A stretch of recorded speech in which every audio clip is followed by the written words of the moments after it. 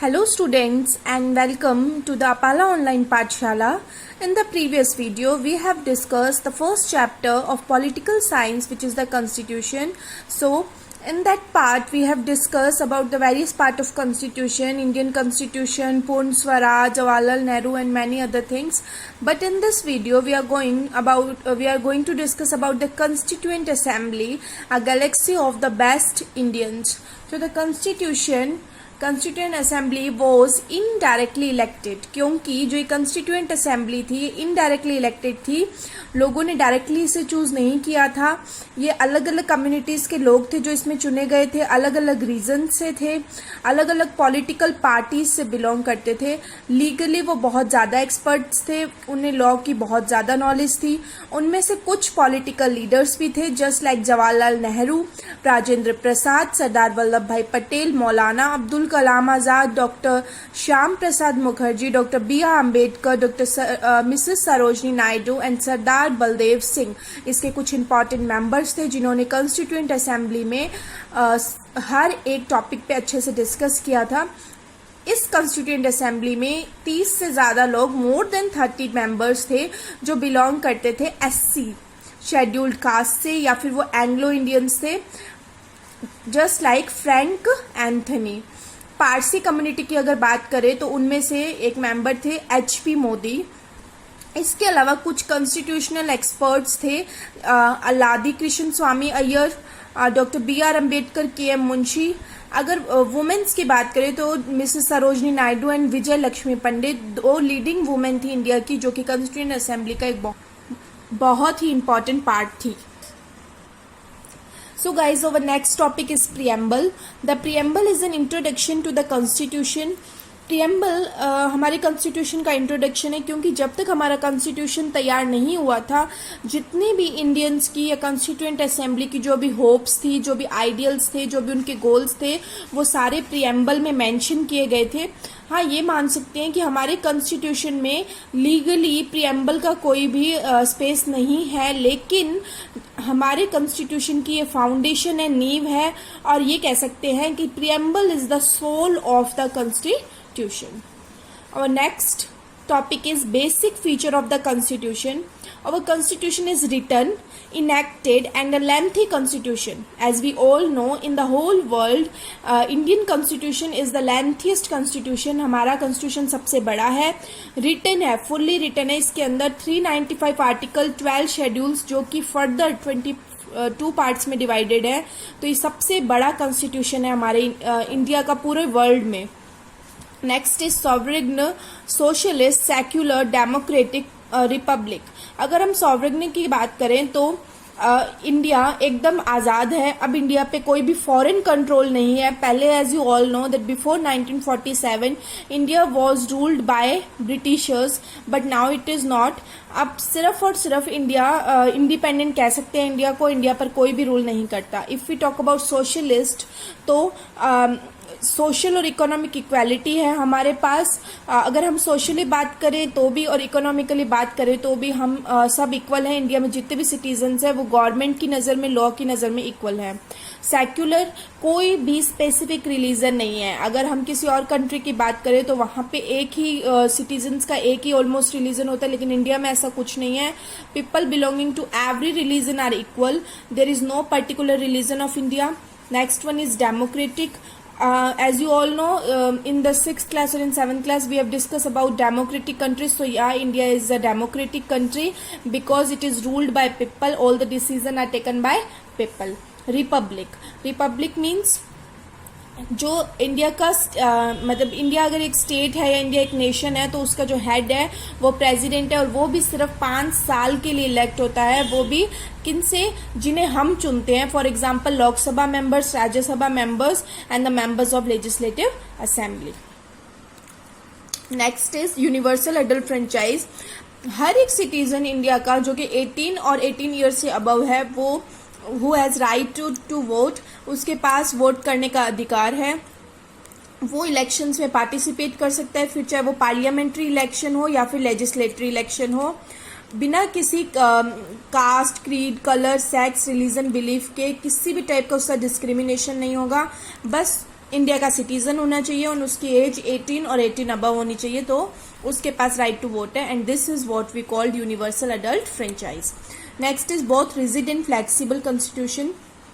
As our constitution is divided into 395 articles, but the article 368 states that if we want to change, if we want to amend anything in the constitution, we can change it, but for that there is a procedure क्या है कुछ भी change करने के लिए, कि अगर majority vote हमारे पास है, कुछ आर्टिकल्स अगर हमें कुछ आर्टिकल्स हमारे कॉन्स्टिट्यूशन में ऐसे हैं जिन्हें अगर हमें चेंज करना है तो सिर्फ एक मेजोरिटी वोट की जरूरत है. मतलब अगर 50 पीपल्स हैं तो अबव 25 अगर वो ये बात बोल रहे हैं कि चेंज होना चाहिए तो वो कॉन्स्टिट्यूशन चेंज हो जाता है. जबकि कुछ आर्टिकल्स ऐसे हैं जिन्हें चेंज करने के लिए 2/3 majority means if there are 66 people, then more than 44 people states that we should change the constitution, then only it can change. Okay, then federal structure with a unitary spirit. अगर हम बात करें तो हाँ, India एक federal structure है, means powers बटी हुई है, लेकिन वहीं बात करें तो यूनिटरी भी है. कैसे है? जैसे फेडरल स्ट्रक्चर हमारे स्टेट में 28 हमारे नेशन में, हमारे इंडिया में 28 स्टेट्स 9 यूनियन टेरिटरीज हैं, जिसमें हमारी नेशनल कैपिटल भी आती है. हर एक स्टेट में, हर एक यूनियन टेरिटरी में एक अलग ही गवर्नमेंट है, स्टेट गवर्नमेंट है, जो कि अपने बेसिस पे डिसीजन ले सकती है. लेकिन अगर यूनिटरी की बात करें तो हर एक स्टेट गवर्नमेंट के ऊपर भी एक गवर्नर होता है, जो कि सीधा किसको रिपोर्ट करता है? सेंट्रल गवर्नमेंट को. तो वो इंडिपेंडेंटली कोई भी डिसीजन, कोई बड़ा डिसीजन नहीं ले सकते. They should take the permission from the central government. तो हाँ, फेडरल भी है, हर किसी के पास अपनी पावर है, लेकिन यूनिटरी भी है, परमिशन लेनी जरूरी है. Next is fundamental rights. So we all know that every citizen of India has 6 fundamental rights. That is right to equality, right to freedom, right against exploitation, right to freedom of religion, culture and educational right, and the right to constitutional remedies. ये सारे के सारे कानून ने हमें provide करवाए हैं, mean citizen of India ने. Fundamental duties. As we have 6 fundamental rights, so we have 10 fundamental duties also. That are first one is to respect the national flag, our nation and national anthem. और उसके अलावा second one है कि हमारे जितने भी जो स्ट्रगल हुआ था हमारी आज़ादी के लिए, हमें हमेशा उससे इंस्पिरेशन लेनी चाहिए और उनके मीन्स हमें हमेशा उनका आदर सम्मान करना चाहिए. To uphold and protect the sovereignty and unity and integrity of India. हमें हमेशा हमारे देश की एकता का सम्मान करना चाहिए और एक बन के ही रहना चाहिए. Next one is directive principle of state policy. Directive principle of state policy. Our constitution provides some direction. कुछ डायरेक्शन ऐसे हैं जो हमारा कॉन्स्टिट्यूशन सेंट्रल और स्टेट गवर्नमेंट को देता है. जब भी गवर्नमेंट पब्लिक के लिए कोई पॉलिसी बनाती है तो इन प्रिंसिपल्स को, इन डायरेक्शंस को गवर्नमेंट को ध्यान में रखना पड़ता है. सारी की सारी ये जो पॉलिसीज है ये गवर्नमेंट को गाइड करती है कि वो ऐसी पॉलिसीज बनाए जो कि सोशल और इकोनॉमिक जस्टिस पर बेस्ड हो. Parliamentary government. Parliamentary government is 9th point. The constitution provide for the parliamentary form of government at the center and in state.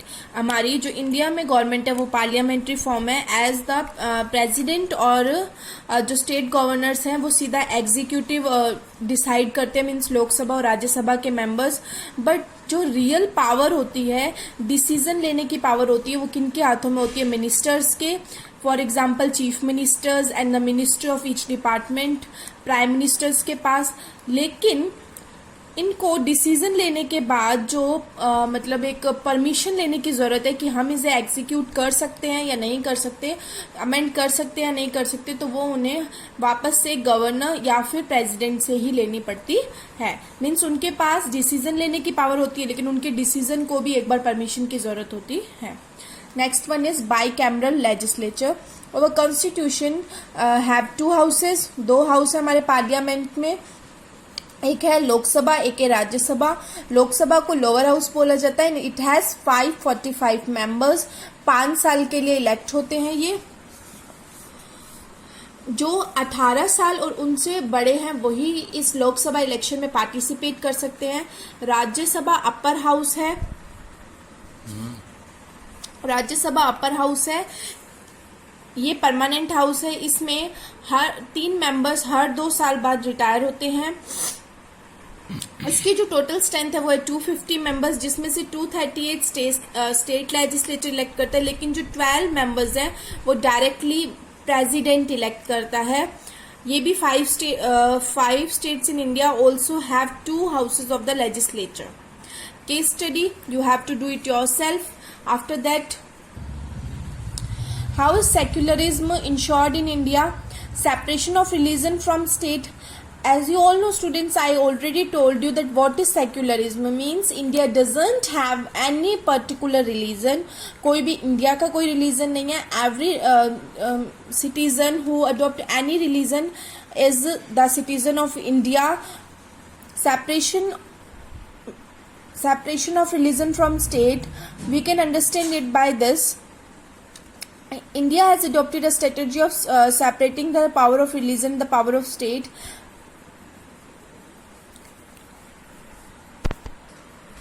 Policy of non-intervention and intervention means, in order to respect the sentiment of all religion, the state doesn't interfere. कि किसी भी religion की कोई भी practice चल रही है तो उसमें स्टेट इंटरफेयर नहीं कर सकता। लेकिन अगर कोई एविल प्रैक्टिस है जिनसे सिटीजन्स को हार्म हो रहा है, वो उनके लिए सही नहीं है, तो हमारे इस कॉन्स्टिट्यूशन में ये लिखा हुआ है कि वो उनके खिलाफ कोई भी स्टेप ले सकते हैं, क्योंकि एविल प्रैक्टिसेस को हटाना बहुत ज़्यादा ज़रूरी है। लेकिन अगर कोई ऐसी रिलीजियस रिलेटेड टू रिलीजन कोई ऐसी प्रैक्टिस चल रही है जो सिटीजन्स के लिए सही है, तो इसमें कोई भी दिक्कत नहीं है, वो उसको कंटिन्यू रख सकते हैं। So here our chapter ends. I hope that you will understand this, and I will provide you question answer which you will do it later.